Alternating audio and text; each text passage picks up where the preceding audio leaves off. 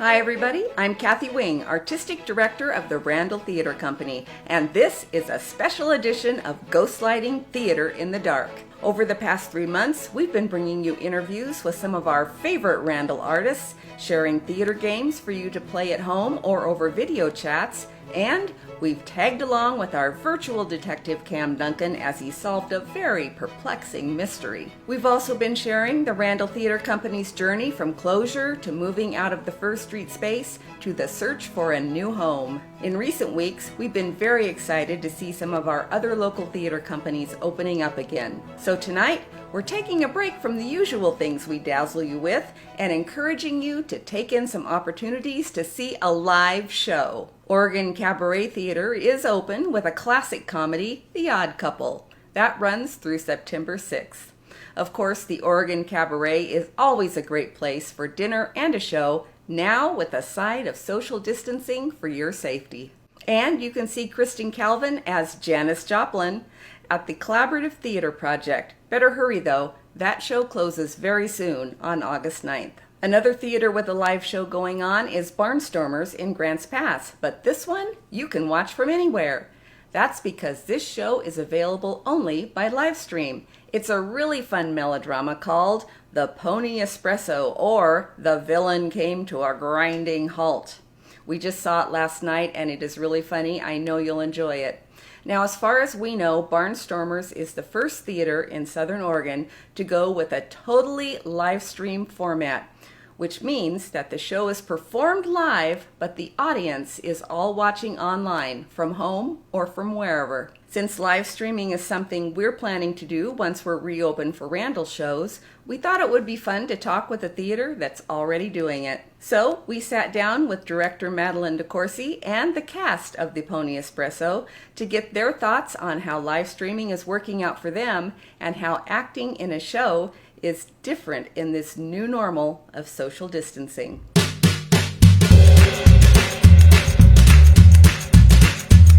But we know that there are other theaters in the area opening up again. One of those theaters is Barnstormers up in Grants Pass, and so everybody say hi to the... Why don't you guys go around and introduce yourselves? Yes, please. Tell us who you are. Well, hi, I'm Madeline DeCourcey. I'm the director of the Pony Expresso, or The Villain Came to a Grinding Halt by Rachel Davidson. And I'll let the cast introduce themselves. Yes. Okay. Hi, my name is Marina Witchert, and I play Dee Cat. I'm Abby Brown, and I play Polly Talon. Tanea Green, Barb Dwyer. Tim Coatney, Buck Braun, and my sound design. Amelia Caldwell, Fifi Latte. My name is Josh Kennedy. I'm the director of photography.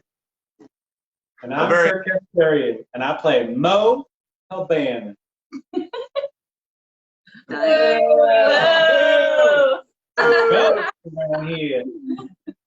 us about the process of how you chose this and how it came to be. So I was actually in the last 3 years, I was in 2 melodramas directed by Amelia Caldwell, and she had located this script. It's actually through Pioneer Publishing, Pioneer Drama, right? Pioneer Drama, and Rachel Davidson is the author. She's not local, but the script has a ton of coffee puns, which we felt like would be a really good selection for the local community. At the time, we didn't realize that the mysterious illness within the play was also going to be pretty relevant to what we're all going through. Absolutely. Well, I thought that was one of the, it was such a great bit that the illness kept coming up, and here we are in the middle of what we're in the middle of, and it felt like it was planned, but like you planned it. Yeah, it was like.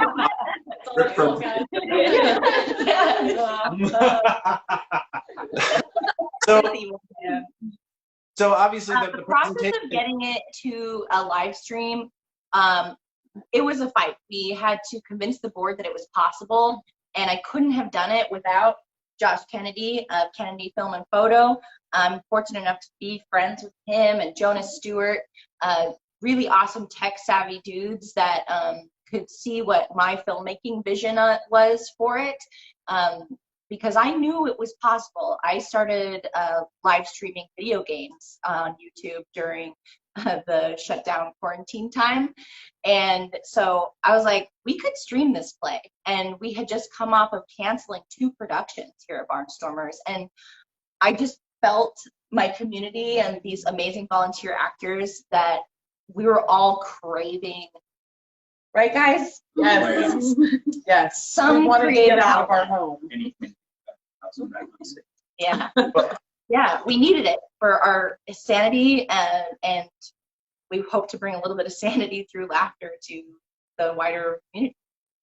Well, that's how I think, for us watching it at home, it's like, it's a little different from being there, but with the comments and everything, a melodrama is a whole different kettle of fish too, but you can still boo and hiss and cheer and all the stuff in the comments, and with the laugh track and everything, like it made it feel kind of like you're there. And it's like, we can't get theater like we remember it right now. I think this is about the next best thing. And in a way, it's kind of like the next step, I feel, because, you got the different camera angles, and, everyone's seen Hamilton by now on Disney Plus. And it's like, well, I think we're entering the next wave here. And it was really, really an enjoyable experience. So thanks for putting it together. Yeah. You're welcome. I think Josh is the best person to talk about how we had to change the way we thought about it and what we needed to make this challenge achievable. Yeah, Well, please do. I've always wanted to do this because everybody always talks about wanting to make a movie. Everybody in small communities, big communities, everybody's like, I want to make a movie. What's amazing to me is when you get into a theater and they do all of the steps, they have this really meticulous show with the sets, the costumes, everything's ready to go. And then all you need to do is find out where you want to put the cameras to emphasize the moments that you want. And so this, for me, has been quite the opportunity.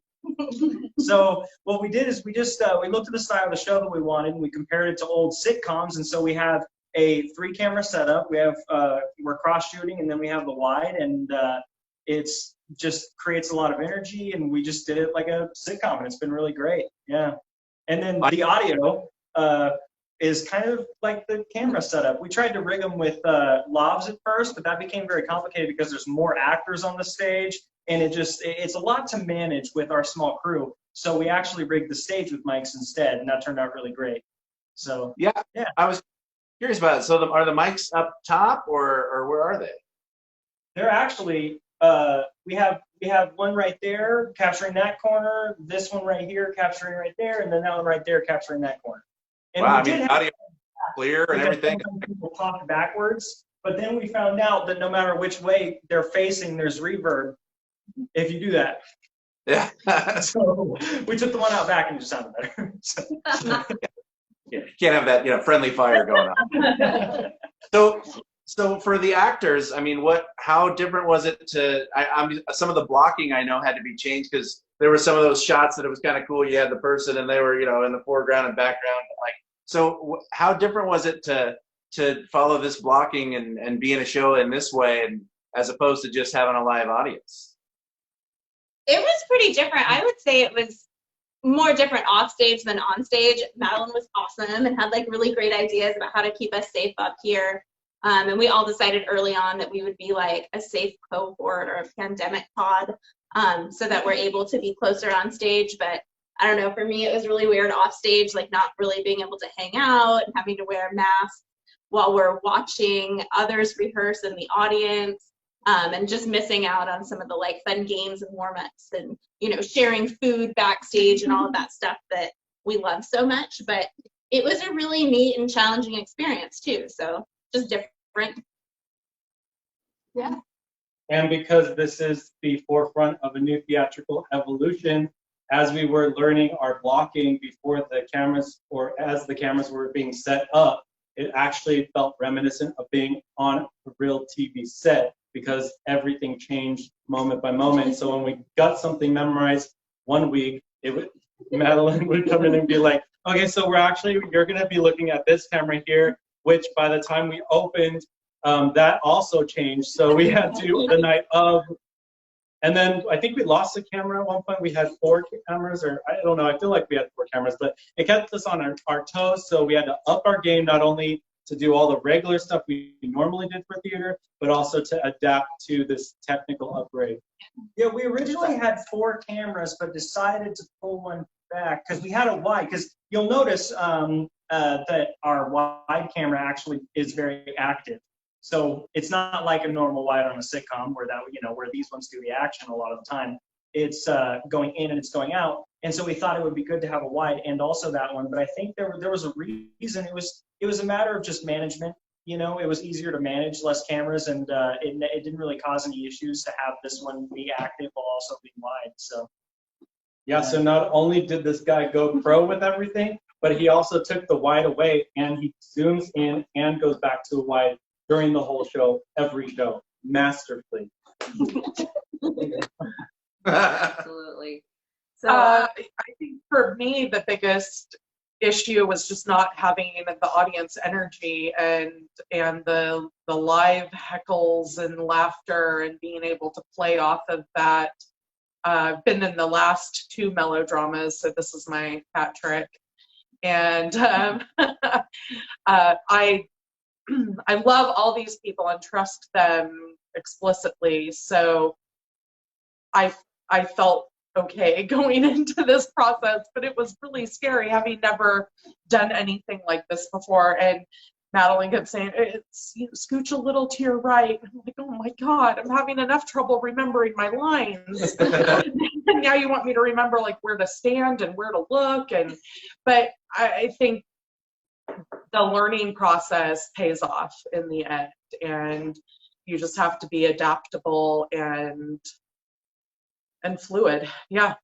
We've had to be ready for change at any second. I mean, we all auditioned for this. We didn't really even have show dates because we didn't even know if we could perform. Yeah. We didn't know if we would be able to have live audiences. It's gone back and forth the whole time. We've been going back and forth. Oh, maybe we'll just have 20 people in the audience spaced out, and then that gets changed, and then the next week something else changes. So it's been just this crazy ride of we don't even know what our shows look like this whole time. Are we going to perform? Are we going to be online? Are we going to have live audiences? And it's just been this crazy ride of just trusting everybody around us and our crew and the wonderful theater manager that we have, Annie, and just trusting that the show would happen. I did. One cool thing I found with using the cameras is like the last couple of weeks, well, we technically had like 2 tech weeks, which is like another story. But ever since then, we've been actually able to watch the rehearsal footage. And that's been like a huge help because watching it from the audience's point of view, it really gives you a different look on like your tiny movements and your facial expressions and like things that you don't even know is getting picked up, but it is. And like that's something I'm definitely going to carry forward in theater is just like, like recording myself or like looking in a mirror even and just like being able to get that new perspective. It's been really helpful. I have a question. This is for Madeline because I when I'm normally doing video, I'm on one single camera, and there's a couple times where I do 2, but like I've never had it where I've had a monitor before, so I want to know from Madeline's perspective because we had a monitor up where all the shots are right there and she can direct, and I was really excited about this prospect. I don't know if it played out and she was like, I don't really care, or how it was for you, but to me it was a dream come true. Oh, I actually really loved it. I've done a lot of theater, but I did some time down in LA. It sounds like I was in jail for 7 years, but I'm back. Okay. But while I was down there, I did pick up a few things. And so having a video village while being in the sacred space of the theater was like the best of both worlds. So I love having the ability to cut from 3 different cameras all going at once and seeing which ones are really keyed in that beautiful moment. And when you get that magical cut at the right moment, it's so fun and funny. And I mean, these guys, then Jonas is running the switcher, and he's really the unsung hero here because he pulled this whole thing together with this magical, we were using a black magic ATEM switcher board, and that is really the hub of how everything comes together. And he's like a little piano man with like 4 keys. And I occasionally get to be like, camera two. But I love it. I absolutely love this playground that we created within the theater. it wouldn't even fit in the theater if we had a live audience. No, it's true. You know, it didn't fit in the theater anyway. We had to take out seats. We had to move stuff around. Like we had to turn this place into a television studio. We remodeled. One of the ways I directed the actors to play to 3 different prosceniums was, I mean, we talk about cheating out a lot, but this is like cheating out to the extreme. And I like to call it soap opera acting, like those shots you were talking about, John, with the person in the foreground and the person in the background, and they're both talking this direction, but they're having a conversation. And I mean, I think our hero could speak most about like how that felt to do soap opera acting. What do you think? What do you think, Tim? Well, this is my first melodrama, but I've been involved in, this is my 3rd one in a row I've been involved in some way. So I thought I had like a general idea of how to do. I was so wrong. So learning how to do, you know, asides out to the audience was one thing. And then learning how to do them in a very specific direction and look into a camera, which I suck at eye contact to begin with. And the timing. Yeah. Oh, yeah, the timing's Oh my God. everything. Oh, it's just Yeah, crazy. I think the timing, so it wasn't until probably our last tech week, we started getting the sound effects and the laugh tracks. But up until that point, it was like timing was odd, and we had to sort of audio eyes rather than visualize what these things would sound like and how long they would play and in what order, and then our official hecklers over to the side. And so when everything came together that last week, it was really magical, but it was also very chaotic in some places, and we had to really, like, you want to jump in with your next line because you're responding to that person, but you've got to wait for the laugh and then the heckle and then maybe another laugh and maybe a sound effect, and then you go, and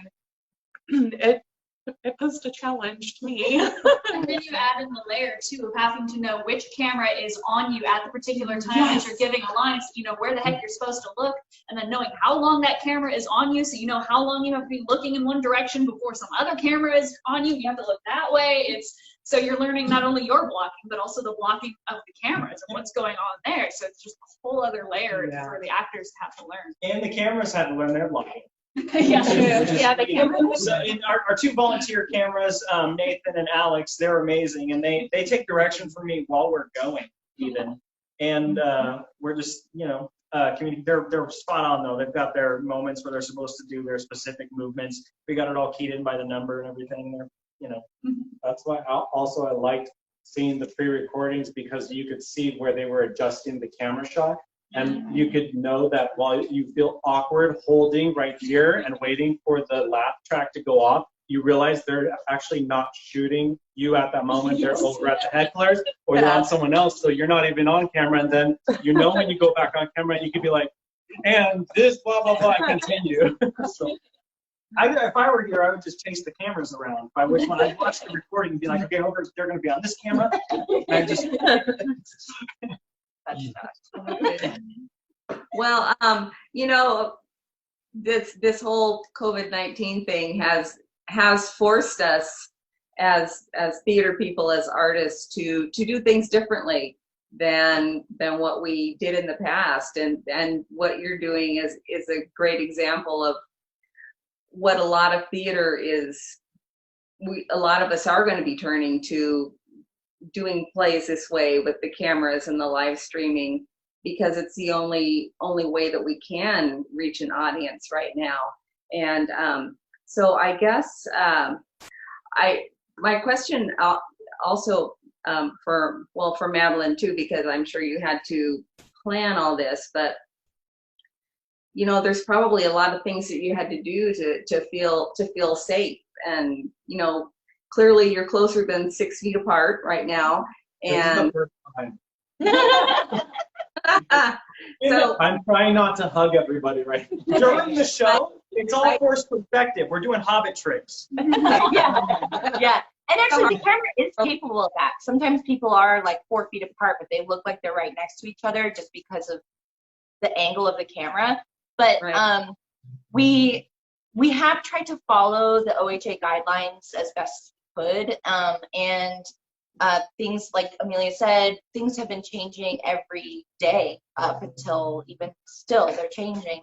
But along the way, there is an exception for performing artists in the masked and not necessarily distancing, but like when not possible to perform your work, the performing artists are allowed to unmask while doing their job. So right now we're on the stage and we're having the interview with you to promote the show. So this is a part of our jobs. And that's the only reason you don't see us wearing masks right now. We also have taken our own personal responsibility outside of the theater to maintain quarantining and social distancing in our daily lives as best as we can. So there's a great deal of trust. I mean, there's trust in any production, regardless of whether or not there's a pandemic. And so it's just, This is like leveled up though. it's raised the level of trusting each other to be taking care of ourselves outside. And then when we come in the theater doors, we do have protocols for hand sanitizing, and then We shoot ourselves in the head. we have a very fancy thermometer that you can just Elaborate that When we first got here, it was the other thermometer, and I said, man, this is not acceptable. I sanitized it. Especially for sharing. And then she upgraded. Thank goodness. Yeah. So that's the main, the main thing was we've done everything we can. We all are washing our hands, and like she said, we don't share food, we don't We don't hug. None of us are hug. Like we're not close with each Like other. this is truly the closest that we've been through this entire But we thing. still Like Or honestly. sustain. and I'm Lifetime. gonna take a shower immediately after. Everyone sits far away from each other in the seating, backstage, dressing, everything's spaced out. I think from day one, these actors found a place in the house to sit, and it has not changed Our for 2 months. They've all been going to the same chair every rehearsal. That's kind of like a classroom. Yeah. My students do the same thing, they'll pick a spot, and that's their spot. When they change, I know it immediately. I'm like, where'd you go? And I think backstage too, like we all kind of have our little areas that we hang out backstage. That's kind of like our little safe bubble. We keep our masks on when we're not up here as well. Yeah. So for the future, I mean, you guys have more shows coming up. I know that you have. So what is next on the horizon? And then is it going to look the same? Are you going to obviously we're all at the mercy of COVID and everybody having to see if we can have people. Our next production is going to be Charlotte's Web. That is directed by Ruby Painter and co-directed by Tim Coatney.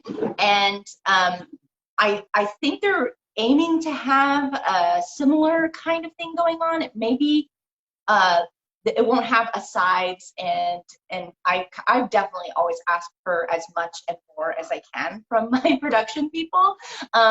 So every ship at Barnstormers is captained by a captain, so it'll be different but similar. And I know that they're having to maybe use a different platform because each publishing company has different rules about live streaming. And so that's a huge thing that we're having to consider going forward with season 69 and then season 70, because we don't know how long it's going to be this way. So after Charlotte's Web, Amelia Caldwell is directing the next play after that, which was one thing and is now another. Yeah, we had to change it like 2 times because of the whole only being able to live stream thing. So we've had to completely turn around the entire rest of our year for the season, finding shows that we're allowed to do. I ended up having to pick one out of the public domain just because we couldn't find things that they had updated the rules for. And slowly the publishing companies are kind of coming on board and getting on with the live streaming thing, but it's still a slow process because of all the things that they have to do to make that legal. So I ended up choosing something from the public domain so that I knew I was allowed to do whatever I wanted with it. But yeah, it's definitely at this point in time, we're still planning on live streaming and continuing with our precautions as much as possible, if not more. So if you guys want to be in Pygmalion, her auditions are August 10th and 11th, and you can email the theater barnstormersgp@gmail.com to reserve a time slot. We got really lucky with this show and the next one because the publishers actually let us have streaming rights. Charlotte's Web was kind of, we're not really sure because there's so many different aspects to Charlotte's Web. You have to go through the publisher, writers, what do you call it? Author. Yeah, the author's estate. All these other crazy things that you don't usually have to touch on in order to put on a performance. We actually changed a couple of lines in this show. We wrote into the publishing company because they were so much implying physical contact that they couldn't fly, and so they were really easy and laid back about it. Yeah. That's good. Yeah, well, I think, for them too, they're aware of the situation, and then they've got to find ways to adapt too to help theater companies to be able to still do their shows, and so so that's really important. Well, it is such a pleasure to visit with y'all and hear your side of what goes into theater in the new normal, and you're sort of you guys are kind of the trailblazers here in Southern Oregon. Thank you for doing that. Yeah. And we're hoping to jump in that pool just as soon as we can. And Break the leg, you guys. Can't wait to see what you come up with. Yeah. We'll let you know when auditions are. Great. We'll definitely share all that information. But so cast of Pony Expresso, and thank you so much, Madeline. Thank you so much, and Josh. Just everybody. We have 3 more performances tomorrow night and next weekend, Friday and Saturday. So yeah, there are 3 more opportunities to see our show.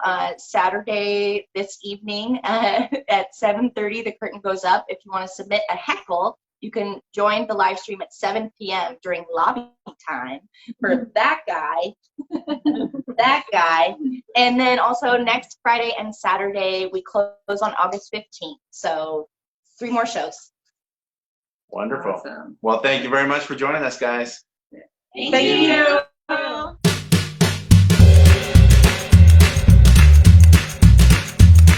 A big thank you to director Madeline DeCourcey and the entire cast of the Pony Expresso, or The Villain Came to a Grinding Halt, for taking time to talk to us. Also to Josh Kennedy and the rest of the crew who make the live streaming possible. And again, you can catch the show live tonight on the Barnstormers YouTube channel and next Friday and Saturday nights. The virtual lobby opens at 7 p.m. where you can heckle the villain and cheer for the heroes. The show starts at 7:30. And if you do tune in, be sure to support the show with a Pay What You Can donation. Just go to the Barnstormers website at barnstormersgp.com. The Randall Theatre Company is looking forward to getting our own live streaming shows going, and you can help us with that with a donation of any size. Just go to the link at the bottom of your screen or click the donate button at randalltheatre.com. And if you donate $20 or more, I will send you one of our 2-tone Theater Strong wristbands. And as always, you can catch up with any of our Ghostlighting shows on the Randall Theatre Company Facebook page and on our YouTube channel. Thanks for joining us, everybody. We'll see you next time, but until then, we'll keep the ghost light on for you.